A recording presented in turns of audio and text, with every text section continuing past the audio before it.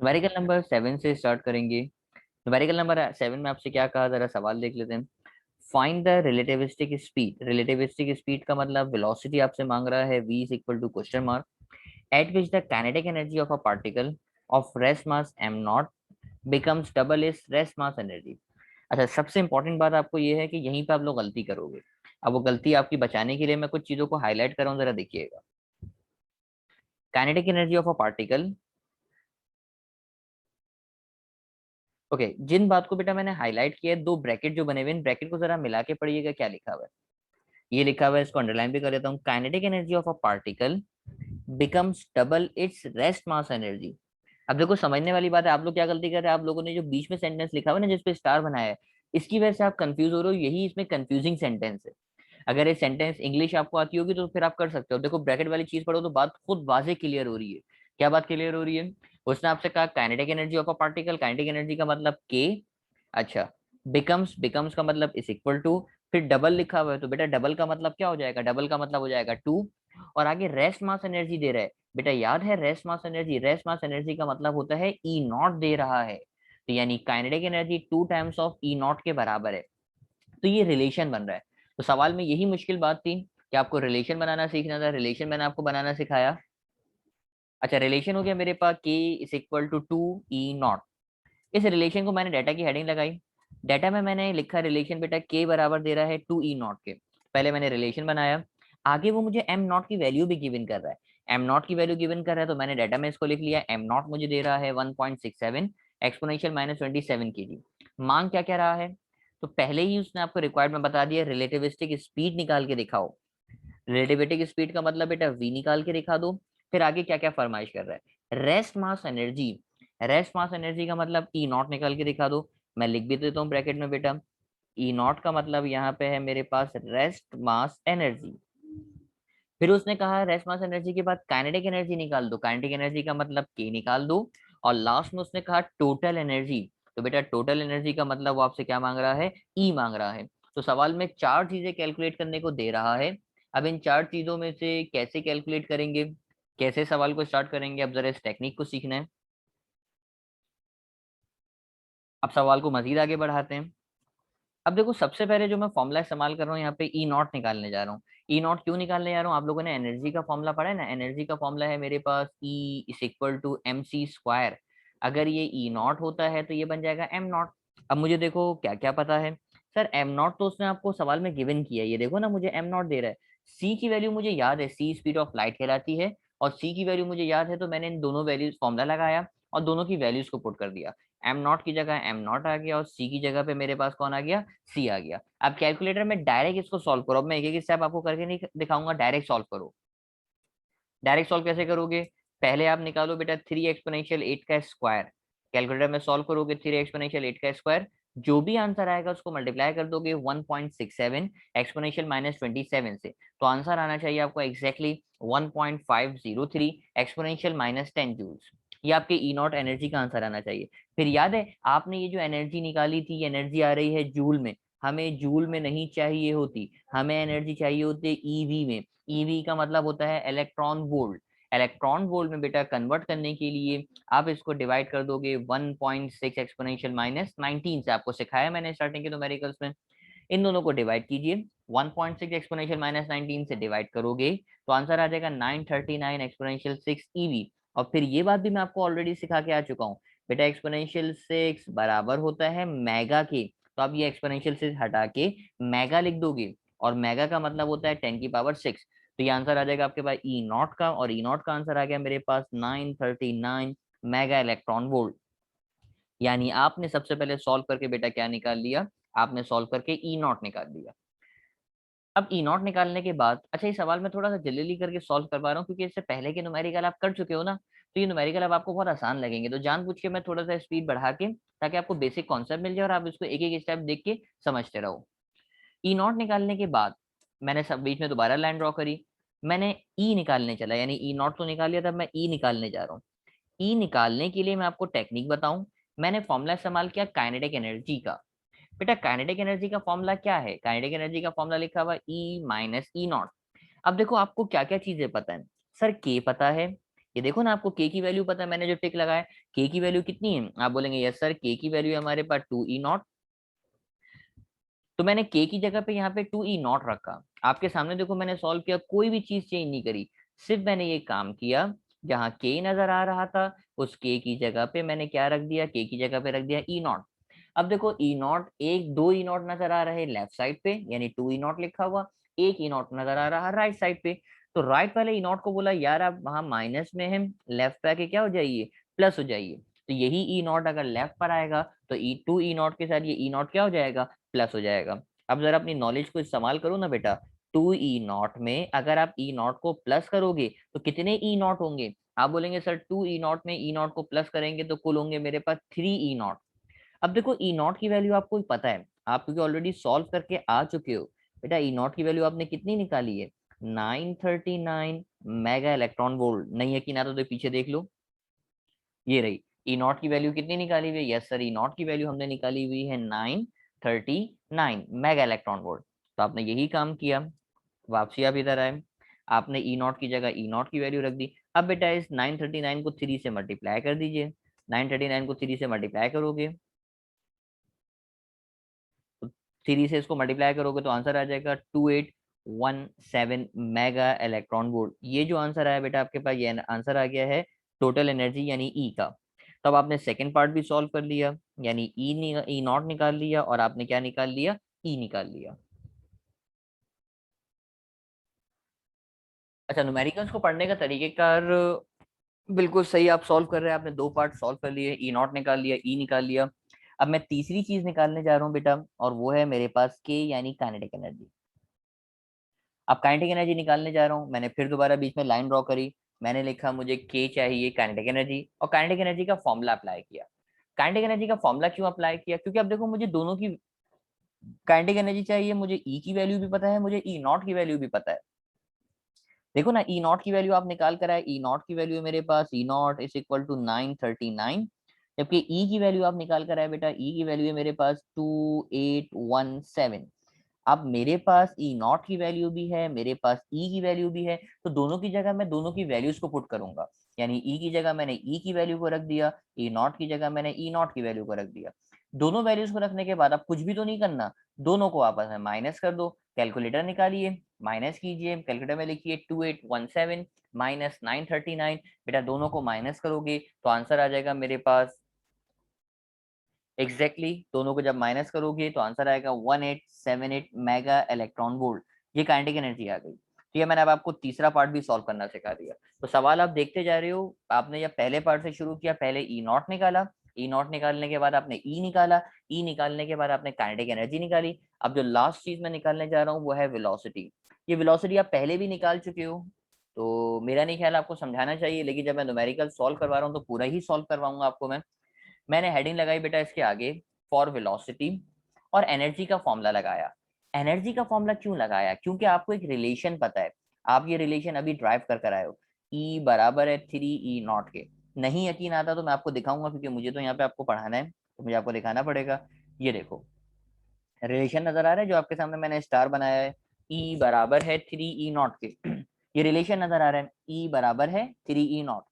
अब इस रिलेशन को मैं अप्लाई कर रहा हूँ, मैंने कहा भाई ई बराबर है 3E0 के, यानी ये रिलेशन मुझे नजर आया, तो यही काम किया, जहां ई नजर आ रहा था वहां पे आपने क्या रख दिया, 3E0। मैं लिख भी देता हूँ कि ई बराबर है 3E0 के।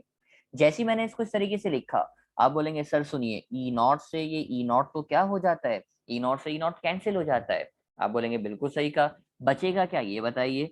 सर लेफ्ट साइड पे बचेगा 3, राइट साइड पे बचेगा 1 अपॉन अंडर रूट 1 - V/C का होल स्क्वायर, यानी लेफ्ट पे बचेगा मेरे पास 3 और राइट पे बचेगा 1/√1 - V/C का होल स्क्वायर। याद है अगला स्टेप आप क्या करते थे, अगला स्टेप करते थे इसका रेसिप्रोकल।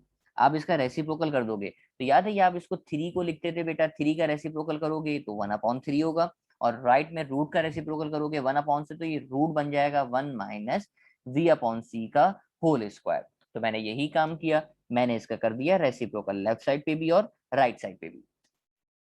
रेसिप्रोकल करने के बाद अब आप देखो, अब आगे इसके स्टेप्स भी आपको आते हैं, क्योंकि मुझे v चाहिए, लेकिन v के ऊपर मुझे नजर आ रहा है स्क्वायर रूट, बेटा स्क्वायर रूट हटाने के लिए आप दोनों तरफ क्या कर देते हो, दोनों तरफ कर देते हो स्क्वायरिंग। तो मैंने स्क्वायर लेफ्ट साइड पे भी किया और स्क्वायर राइट साइड पे भी किया। येलो कलर यूज करते हैं इस तरीके से। स्क्वायर मैंने लेफ्ट साइड पे भी किया और यही स्क्वायर मैंने कहाँ किया है, राइट साइड पे। राइट साइड पे स्क्वायर से ये रूट क्या हो जाएगा, स्क्वायर से रूट कैंसिल, और लेफ्ट साइड पे तो रहेगा 1/3 का स्क्वायर, और राइट पे रूट से कैंसिल हो गया। बेटा ये लेफ्ट साइड पे स्क्वायर तो ओपन कराओ, 1 का स्क्वायर करोगे तो 1 का स्क्वायर तो 1 ही होता है, और नीचे अगर 3 का स्क्वायर करोगे तो बेटा 3 का स्क्वायर हो जाएगा मेरे पास 9। तो ऊपर 1 का स्क्वायर 1 ही रहेगा और नीचे 3 का स्क्वायर हो जाएगा 9। अब मुझे क्योंकि वेलोसिटी चाहिए, तो वेलोसिटी निकालने के लिए वेलोसिटी वाली चीज को लेफ्ट साइड पे भेज दिया, 1/9 को मैंने कहाँ भेज दिया, राइट साइड पे। तो ये हो जाएगा v/c² लेफ्ट साइड पे आ जाएगा, और 1/9 कहाँ चले जाएगा, राइट साइड पे। अब मजीद बात बेटा, क्योंकि वेलोसिटी चाहिए, वेलोसिटी पे स्क्वायर नजर आ रहा है, तो मुझे रूट लगाना पड़ेगा। मैंने दोनों तरफ क्या लगा दिया, स्क्वायर रूट। स्क्वायर रूट लगाने का फायदा, लेफ्ट साइड पे तो स्क्वायर से रूट कैंसिल हो जाएगा, जबकि राइट पे याद है ना आप एलसीएम लेते थे, 9 को 1 से मल्टीप्लाई करते थे, ऐसे लिखा हुआ अगर 1 माइनस 1/9, तो इसको सॉल्व कैसे करते थे, 9 को 1 से मल्टीप्लाई किया, 9 माइनस 1/9, ऊपर माइनस करते थे तो आता था 8 और नीचे आ जाता मेरे पास ऑलरेडी 9। तो मैंने यही काम किया बेटा, मैंने दोनों तरफ स्क्वायर रूट लगाया। अच्छा स्क्वायर रूट आपको यहाँ नजर नहीं आ रहा, ये रहा स्क्वायर रूट, दोनों तरफ स्क्वायर रूट लगाया। लेफ्ट साइड पे ये स्क्वायर से रूट क्या हो जाएगा, लेफ्ट साइड पे स्क्वायर से रूट कैंसिल हो जाएगा, और जबकि राइट साइड पे रूट आ जाएगा। अब इसको बेटा ऊपर माइनस करोगे, ये आ गया स्क्वायर रूट, 9 में से 1 को माइनस किया आपने, तो आंसर आएगा मेरे पास कितना, 8, जबकि नीचे वाला 9 एज इट इज रहेगा। अब कैलकुलेटर निकालो बेटा, कैलकुलेटर में √8 लिखो, कैलकुलेटर में √8 लिखोगे तो आपका आंसर आ रहा होगा 2/√2, ये इसका आंसर आता है। और अगर कैलकुलेटर में √9 लिखोगे तो √9 का आंसर आता है मेरे पास कितना, √9 का आंसर होता है 3। तो ऊपर √8 निकालोगे तो आंसर आएगा 2√2, और नीचे हो जाएगा मेरे पास कौन, 3 हो जाएगा। ये c ऊपर जाके मल्टीप्लाई होगा, तो वेलोसिटी का आंसर आ जाएगा मेरे पास v is equal to 2/√2/3 multiply by c। ये वेलोसिटी का आंसर हो गया। तो न्यूमेरिकल मैंने आपको सॉल्व करना सिखाया, ये न्यूमेरिकल आपको लास्ट लेक्चर में मैंने होमवर्क दिया था, और न्यूमेरिकल था तो बड़ा आसान लेकिन लेंदी जरूर था। उम्मीद करते हैं आप तमाम लोग को न्यूमेरिकल क्लियर होगा। फिर जो आप इसके बाद के न्यूमेरिकल है वो न्यूमेरिकल स्टार्ट करूंगा। नेक्स्ट न्यूमेरिकल पे आगे प्रोसीड करते हैं। न्यूमेरिकल नंबर 8, तब आप लोग न्यूमेरिकल नंबर 8 देखिए ताकि मैं इसको सॉल्व करना सिखाऊं। अच्छा ये न्यूमेरिकल तकरीबन डेरिवेशन टाइप का न्यूमेरिकल है। डेरिवेशन टाइप का न्यूमेरिकल है कैसा, जरा न्यूमेरिकल को देखते हैं। उसने कहा पार्टिकल ऑफ मास m0, एक पार्टिकल है जिसका मास m0 है, हैज अ स्पीड, आपको स्पीड दे रहा है यानी वेलोसिटी दे रहा है, v is equal to 0.8 times of c। मांग क्या रहा है, find its relativistic momentum, momentum का मतलब p निकाल के दिखा दो, काइनेटिक एनर्जी, तो काइनेटिक एनर्जी का मतलब k निकाल के दिखा दो, और टोटल एनर्जी का मतलब क्या निकाल के दिखा दो, E निकाल के दिखा दो। अब ये सारी चीजें निकालनी है। मैंने सवाल में डाटा की हेडिंग लगाई, डाटा की हेडिंग लगा के मैंने लिखा वेलोसिटी को, वेलोसिटी दे रहा है मुझे v is equal to 0.8 times of c। याद है ना ये c लेफ्ट पे आके डिवाइड हो जाता है तो बन जाएगा v/c इज इक्वल टू 0.8। तो मैंने v को c के साथ लाके डिवाइड कर दिया, तो v/c का आंसर मेरे पास लिखा हुआ नजर आ रहा है, v/c का आंसर आ गया मेरे पास कितना, 0.8 आ गया। अच्छा मांग क्या क्या रहा था ये भी लिख लेते हैं बेटा साथ साथ। मैंने हेडिंग लगा के मजीद लिखा रिक्वायर्ड करके, मुझे चाहिए मोमेंटम, मुझे चाहिए काइनेटिक एनर्जी, मुझे चाहिए टोटल एनर्जी, तो तीनों चीजें मैंने आपके सामने लिख दी। मैं मेंशन भी कर देता हूँ अगर आपको याद ना रहे। बेटा ये P कहला रहा है मोमेंटम, K कहला रही है काइनेटिक एनर्जी, और E कहला रही है मेरे पास कौन सी एनर्जी, टोटल एनर्जी। अब सवाल को कैसे स्टार्ट करें, मैं सवाल को स्टार्ट करना सिखाता हूँ। बीच में लाइन ड्रॉ कर दी। अच्छा ये लाइन इसको मिटाना ही पड़ेगा क्योंकि ये फिर डिस्टर्ब करेगा। मैंने मोमेंटम का फॉर्मूला इस्तेमाल किया। बेटा मोमेंटम का फॉर्मूला होता है P is equal to mv, तमाम लोगों ने ये मोमेंटम का फॉर्मूला पढ़ा है, P is equal to mv।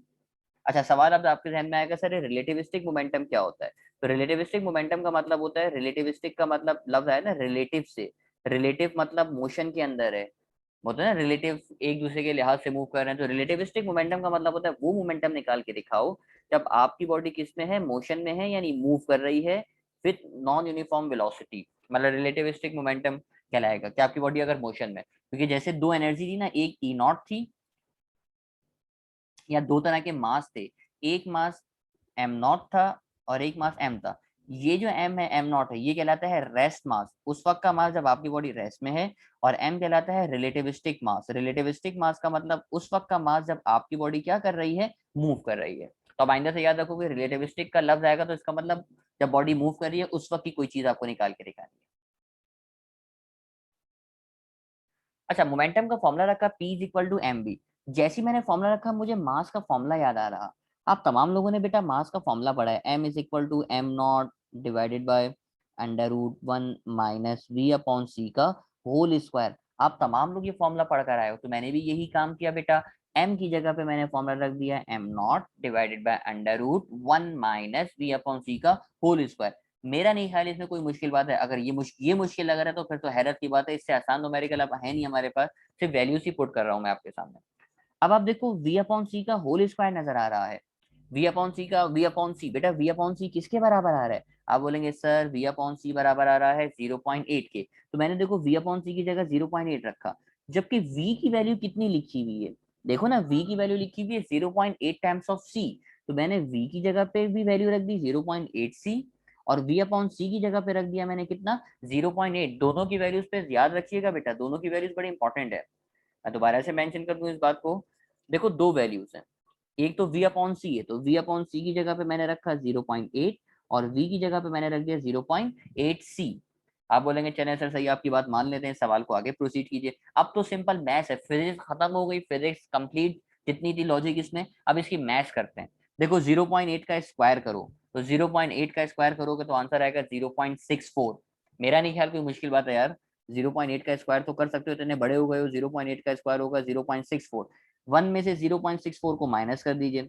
One में से 0.64 को माइनस करोगे तो आंसर आ जाएगा नीचे मेरे पास 0.36। मेरा नहीं ख्याल इसमें भी कोई मुश्किल बात होगी। अच्छा, 0.36 का रूट भी निकाल लो भाई। 0.36 का रूट निकालना कोई मुश्किल काम थोड़ी है। कैलकुलेटर में लिखो रूट 0.36, तो आंसर आ जाएगा 0.6। अब थोड़ी सी बात जरा समझना, दो नंबर नजर आ रहे, एक नजर आ रहा है 0.8, एक नजर आ रहा है 0.6। मैंने कहा यार नंबर्स आप एक जगह पे जमा हो जाओ। 0.8 को भी एक जगह कर लिया, 0.6 को भी एक जगह कर लिया, तो दोनों नंबर्स को मैंने एक जगह कर लिया। 0.8 ऊपर था, 0.6 नीचे था, तो ऊपर वाले को ऊपर रखा, नीचे वाले को नीचे रखा।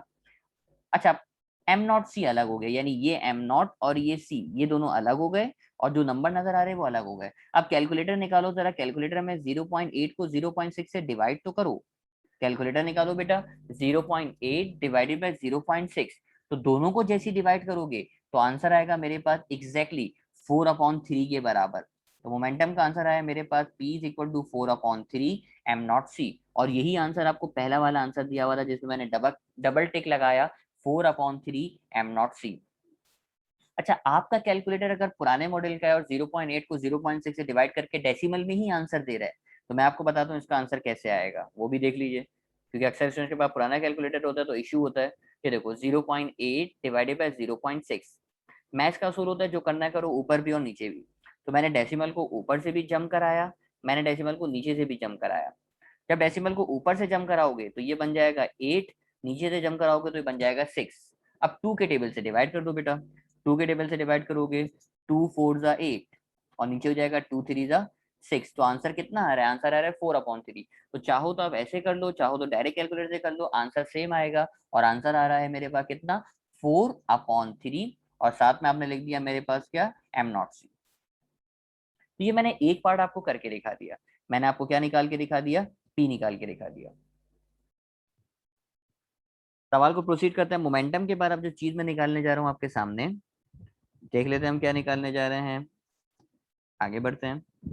मैंने हेडिंग लगाई एनर्जी का फॉर्मूला, यानी मोमेंटम आपने निकाल लिया, अब मैं एनर्जी निकालने जा रहा हूँ। देखो एनर्जी का फॉर्मूला है ना मेरे पास, E is equal to E not divided by under root 1 minus V upon C का होल स्क्वायर। देखो वी अपॉन सी की वैल्यू मुझे पता है, वी अपॉन सी की जगह पे तो आ जाएगा 0.8, जबकि ऊपर ई नॉट जो नजर आ रहा है। अब देखो हमारा जो आंसर है ना वो किस टर्म में दिया हुआ है जरा मैं बताऊं। याद है एनर्जी का फॉर्मूला होता है E is equal to M C square. आप बोलेंगे यस सर, एनर्जी का फॉर्मूला होता है मेरे पास E is equal to M C square. अगर ये ई नॉट होगा तो ये हो जाएगा मेरे पास एम नॉट। अगर एक ई नॉट है तो दूसरा हो जाएगा मेरे पास एम नॉट। तो बेटा ई नॉट का फॉर्मूला क्या बन रहा है? आप बोलेंगे सर आप तो बड़े जीनियस, आपने ई नॉट की जगह वैल्यू रख दी। ई नॉट की वैल्यू आ जाएगी मेरे पास एम नॉट सी स्क्वायर। तो यही काम किया बेटा, फॉर्मूले में जरा चेंज देखना। ई नॉट की जगह ई नॉट की वैल्यू आ गई एम नॉट सी स्क्वायर, और वी अपॉन सी की जगह पे कौन आ गया? 0.8 आ गया। क्योंकि हमारे आंसर देखो ना, आंसर में भी तो खुद होशियारी कर रहा है, आंसर भी उसमें दिया हुआ है एम नॉट सी स्क्वायर में, क्योंकि सवाल के स्टार्ट में ही मैंने आपको बताया कि डेरिवेशन टाइप का सवाल है, आंसर एग्जैक्ट वैल्यूज में नहीं आ रहे, डेरिवेशन की फॉर्मूले की टर्म में आ रहे हैं। तो यही काम किया। अब एम नॉट सी स्क्वायर, अब फिजिक्स खत्म, फिजिक्स के बाद अब मैथ्स स्टार्ट करते हैं। मैथ्स देखो जरा, 0.8 का स्क्वायर कीजिए तो 0.8 का स्क्वायर आएगा 0.64, इसको वन में से माइनस कर दीजिए, वन में से माइनस करोगे आंसर आएगा 0.36, 0.36 का रूट ले लीजिए तो 0.36 का रूट आ जाएगा 0.6। अब नंबर है ही एक, तो वन को 0.6 से डिवाइड कर दीजिए, वन को 0.6 से डिवाइड करके देखो कैलकुलेटर की मदद से, तो आंसर आ जाएगा मेरे पास कितना?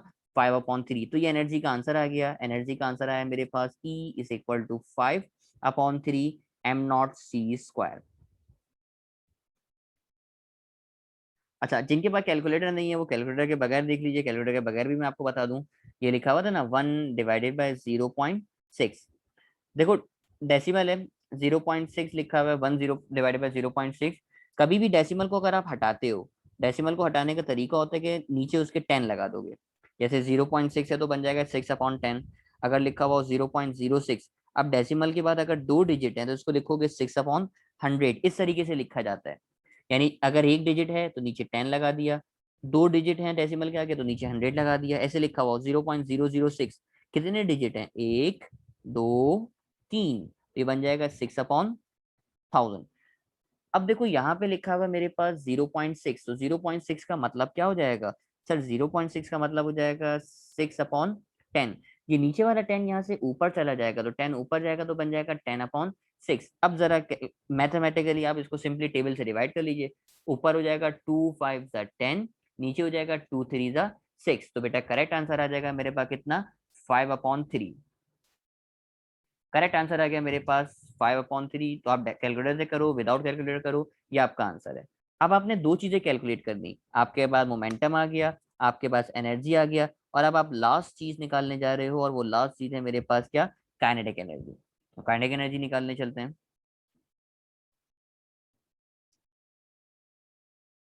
काइनेटिक एनर्जी निकालने चलते हैं, लाइन ड्रॉ कर दी बीच में, काइनेटिक एनर्जी का फॉर्मूला लगाया K is equal to E minus E naught. बेटा आपने अभी अभी एनर्जी का आंसर क्या निकाला है? एनर्जी का आंसर जरा मैं ढूंढ के लेकर आऊं।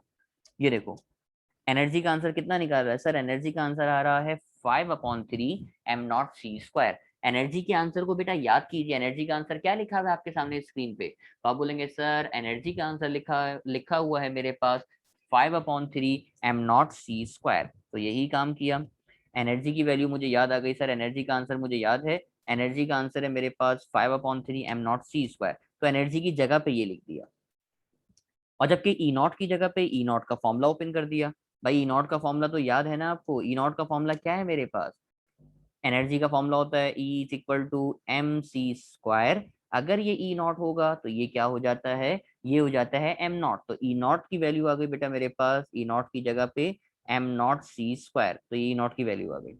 अब देखो दोनों को माइनस करना है, अब माइनस करने के लिए एलसीएम लेना पड़ेगा। एलसीएम मालूम करोगे? अब इसको एलसीएम लेना है, तो एलसीएम लेने का तरीका जैसे लिखा हुआ है ना, आपके पास लिखा हुआ है, यहाँ लिखा है 5/3, बीच में माइनस लगा हुआ, कुछ नहीं होता तो 1 होता है। याद है एलसीएम लेने का तरीका? 3 को 1 से मल्टीप्लाई करोगे तो ये हो जाएगा मेरे पास 5 - 3, और नीचे 3 एज इट इज आ जाएगा। तो ये एलसीएम लेने का तरीका वही मैथ्स इस्तेमाल करो, क्योंकि फिजिक्स तो खत्म हो गई थी, अब मैथ्स इस्तेमाल कर रहे हो। आपने 3 को यहाँ 1 से मल्टीप्लाई करना है, तो ये हो जाएगा 5m0c² माइनस 3m0c², और नीचे एलसीएम में 3 आ गया। अब 5 में से 3 को अगर माइनस करते हो, ये तो सिंपल सा सवाल है ना, 5 में से 3 को माइनस करोगे तो कितने बचेंगे? आप बोलेंगे सर 5 में से 3 को माइनस करेंगे तो बचेगा 2, और नीचे लिखा हुआ है 3, तो ऊपर आ गया 2, नीचे आ गया 3, और ये बन गया मेरे पास काइनेटिक एनर्जी का answer K is equal to 2/3 M not C square. सवाल अजीब से जरूर हैं, लेंदी भी जरूर है, लेकिन आसान है, सिर्फ मैथ्स इस्तेमाल हो रही है, फिजिक्स की लॉजिक इसमें बहुत कम है। तो यहाँ पहुंच के न्यूमेरिकल नंबर 8 भी आपका कंप्लीट हुआ।